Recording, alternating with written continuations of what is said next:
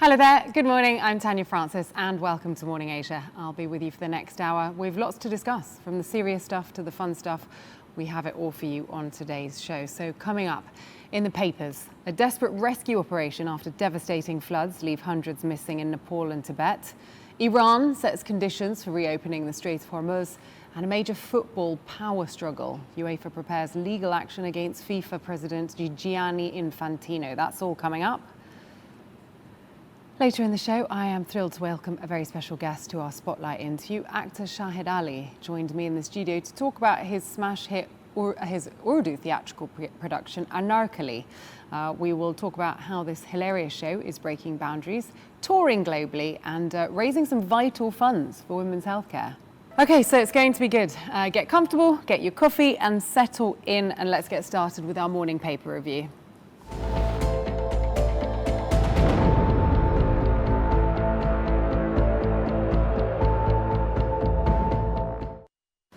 Okay, first to the Financial Times. It's leading with football this morning, but it's not about the game, it's about governance. So European football's governing body UEFA is preparing a criminal complaint in Switzerland against FIFA president Gianni Infantino.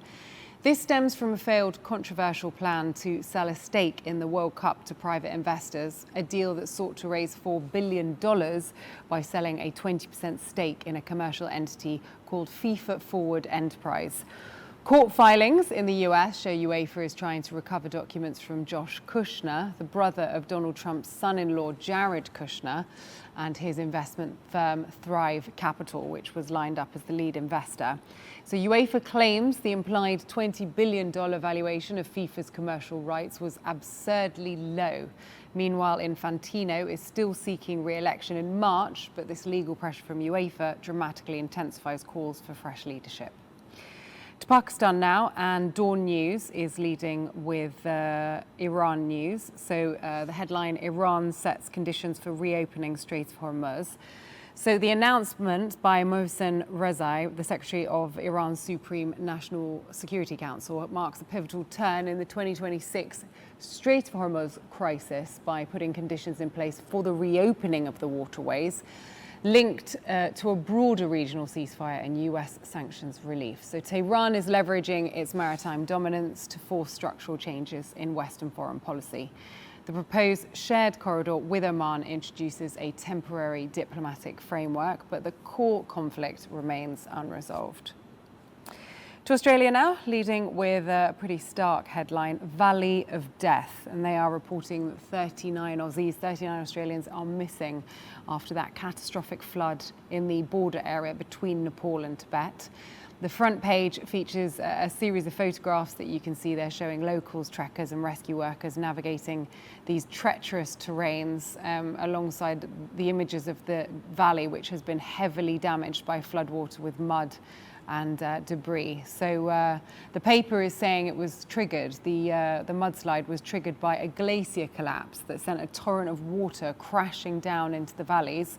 And authorities describe the disaster as a literal wall of water or an inland tsunami of mud and debris. So there's an immense amount of concern in Australia right now, as many Australian trekkers are among hundreds of international tourists currently missing. The overall death toll is rapidly climbing towards 400, and local rescue teams are working around the clock under incredibly dangerous conditions.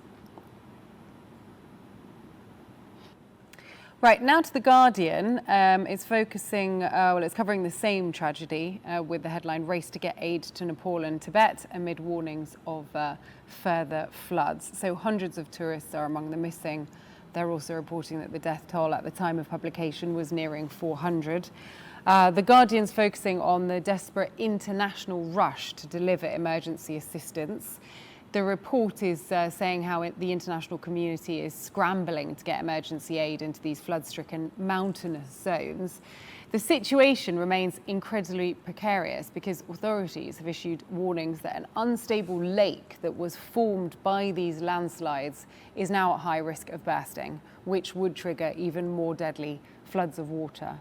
So the destruction of dozens of bridges and over 25 miles of roads has completely cut off access to popular trekking routes, leaving the rescue teams to rely on entirely on helicopters to locate survivors and evacuate the injured and provide assistance.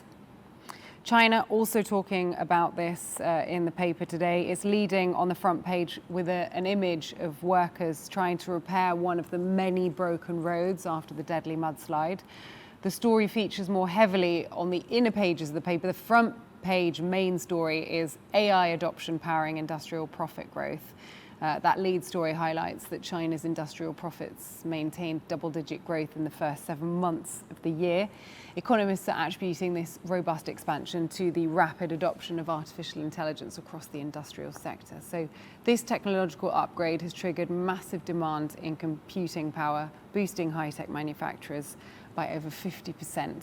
So while overall profit growth did moderate slightly in July due to shifting domestic demand, the broader story here is telling us how AI integration is successfully stabilizing and upgrading part of China's core industrial supply chains. Now, Bangladesh is moving away from the main story that many papers are covering today. They've gone with PM Tariq Rahman to visit Turkey for COP summit in November. So the papers are saying that he's announced this during a meeting with Turkey's Deputy Minister of Foreign Affairs on the sideline of a meeting in Jeddah. The two sides also discussed regional developments and expressed readiness to work closely on issues of mutual interest. Okay, to India and the Hindustan Times. PM heads to Uzbekistan, SCO summits, key bilaterals likely. So the paper leads with a major diplomatic push by New Delhi as Prime Minister Narendra Modi embarks on a high-stakes regional tour. Prime Minister Modi is headed out on a 4-day visit to Uzbekistan and Kyrgyzstan, where he will attend the crucial Shanghai Cooperation Organization summit. A massive talking point is the scheduled bilateral meeting on the sidelines with Russian President Vladimir Putin to review the full scope of the India-Russia relationship. Okay, let's now get a roundup of what the weather conditions look like around the world.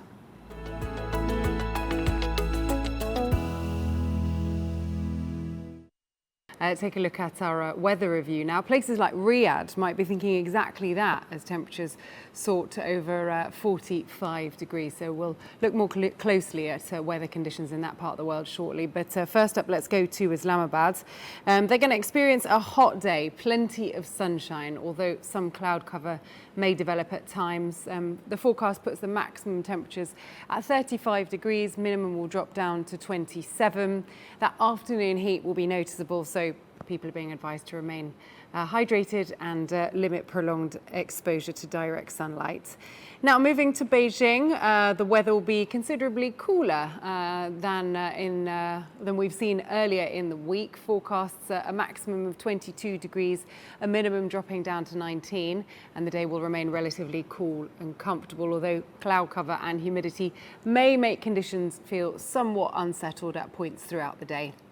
Now, back to Riyadh, that intense summer is going to continue. The Saudi capital will see sunny skies for most of the day. Maybe a little bit of cloud might peek through at points, but extremely hot conditions. Maximum temperatures will reach 46 or 47 degrees, so really scorching. Minimum temperatures are going to go above 30, which we haven't seen for a couple of weeks. It's usually around 28 or 29. So there's lots of warnings in place. As always, they know what to do at this time of the year to stay safe in these very, very hot conditions. Now, let's go to Istanbul. It's more comfortable there, isn't it? The city's going to see a warm day with some sunshine and generally pleasant conditions. Maximum temperature is 26 degrees, while the minimum will be around 19. So it should be a comfortable day across the Turkish capital. Now, across in London, they can expect a mild summer's day with a mixture of some sunshine and clouds. Forecasts a minimum temperature of 24 and a minimum of 16 and a maximum of 24. And conditions will remain really nice for this time of year as we're nearly in September. This is pretty mild, and the Londoners will be happy with this weather. Now, across the Atlantic in Washington, D.C., we're going to see warm conditions with a mix of sunshine and clouds. Forecast gives the capital a maximum temperature of 29 and it's going to drop down 10 degrees to 19. So overall a pretty pleasant day, relatively comfortable summer's day, and a little bit of humidity lingering in the air. Now, meanwhile, in New Delhi, it's going to remain very hot and humid. That monsoon season is continuing to influence the conditions. Forecasts are showing highs of 36 degrees, lows a little bit lower at 28, and the combination of heat and humidity will make conditions feel warmer. So residents should make sure that they're having lots of water and be prepared for any of those downpours, unexpected downpours, which can happen in monsoon season. Heading north to Moscow, conditions are going to be cooler. The capital's going to enjoy a little bit of sunshine mixed in with a lot of cloud, followed by some maximum overnight temperatures of 11 degrees. And during the day, they'll see highs of 20. So a comfortable and relatively calm day across the Russian capital. Finally, let's go to Paris now. It's a pleasant but cool summer's day, a mix of weather. It's forecast to be sunny and cloudy as the day opens up, temperatures reaching 22 degrees, but as the day progresses, temperatures will drop down to 15 and it's going to be looking a little bit more miserable. I don't think there's actually going to be snow. I think we might have got that wrong, but it is forecast to have a little bit of rain potentially across the French capital as the day progresses. Hello, welcome back to the show. Let's meet our spotlight guest for the day, an actor bringing a well-known tale to the stage in Karachi and raising millions for charity in the process.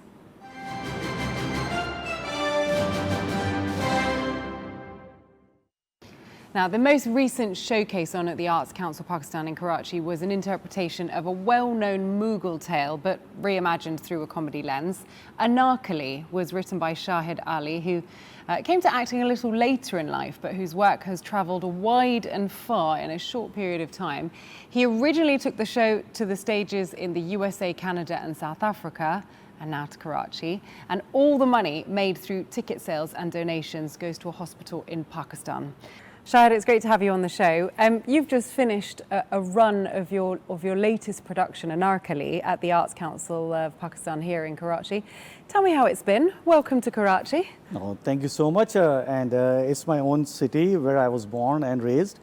But the response was overwhelming. Mm-hmm. Like we were not expecting that because in our play, all the team members are just volunteers. Yeah. And here we have plays done by seasoned artists and, professional players. Mm-hmm. But for us, it's an overwhelming response, and everybody loved the play, everybody loved the concept, and the message what we are trying to give was the mental illness, and it's been conveyed in the right way. Because the story is connected to a sort of old tale. Yes. How have you sort of brought that into connecting it to mental health? And there's also a comedy aspect to it as well. Yes. Actually, the play is done now, so and I can share a little bit about that. No spoilers. Yeah. So basically, it's a story about Anarkali, which was a sad story, a tragedy, mm-hmm. where she was buried in the wall. Mm. But now we have turned it into a comedy where a kid who was watching that movie with his parents in his younger age, and he just get into that scene, the last scene when Anarkali was buried in the wall, mm-hmm. that he stuck towards that.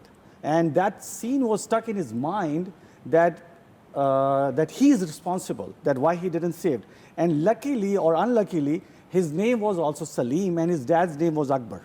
Okay. So who was the emperor at that time, Badshah Akbar, and his son was Salim. So he was thinking that it stuck in his mind that, oh God, why I was not able to save her. Yeah. So it was just in his memory, right? And he had dreams about that he must have saved Anarkali. Oh. So we connected that, and instead of, the parents were dealing it as a mental illness issue or seeing a psychiatrist, they were thinking about, just getting married. Which is the biggest taboo in Southeast Asia, especially. Yeah. That if your son have any mental disease or if your daughter have any disease, the only solution is get them married.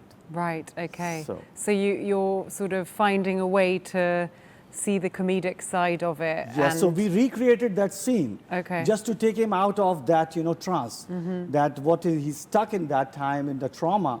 that he's not responsible for that. So we did a comedic version of that with the modern world and a twist of Anarkali. Yeah. So this is how we explain it. So what's interesting is I mean, you know the storyline very well because you wrote it yourself. You wrote the play yourself and acted in it.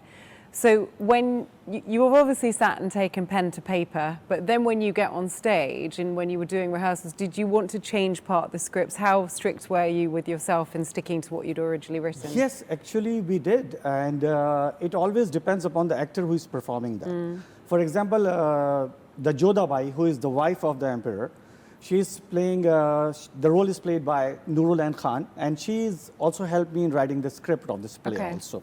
She's a co-writer for the script. Story and the plot is mine. So we have to change it according to their performing abilities also. And she is a wonderful artist, wonderful actor. So we enhanced her character, right? And, you know, and Anarkali, and every player is an exemplary actor, and they are not professionals, but they have done amazing acting, and we have to adjust according to their roles, what they are comfortable with. Yeah. So, This is the first play that you've written, and then you've acted in a couple of others. Yes. But acting, well, so you're a businessman turned actor and now writer. How did that come about? I don't know. I think there was something hidden in me, right, and which just came on the floor. It happened in 2020 or I think 19. Then some of the friends in Atlanta was trying to make a play and doing a stage play. So they gave me the opportunity to act in that, and I did that. So it went very well, and at that time I know that I have something in me as an actor. You discovered this newfound talent of yours and now script writing. Yes. And I think what's remarkable as well, and I wanted to speak to you about this, is the amount of money that the first play that you acted in, which was Romeo and Juliet, and then now this one that you've written and acted in, has raised. Yes, exactly. An incredible amount of money. Yes, the last tour we did 22 shows in all around the world, and we were able to raise $1.7 million for Koi-Goat Women Hospital, which is in Malir. And this show, we have already done 22 shows, including Karachi show. So we are about 1.6, 1.7. I don't have the exact number, but 1.6 to 1.7 around it. And what's your connection to? Why did you choose to donate specifically there? Yeah, actually, it happens in 2022. We are just visiting Karachi, and we came to know that there is a hospital there, which is Koi-Goat Women's Hospital. And we were seeking something for doing something towards the education of the kids. So we were discussing that, and that came to our contact that Dr. Shersha told us to come to Karachi and visit him. So we visited the hospital, and when we see the hospital, me and my wife were there, and we thought that, okay, we got our, you know, a direction in our life that we want to support this cause. Then he took us to the school also in Baloch Colony, and we adopted that school.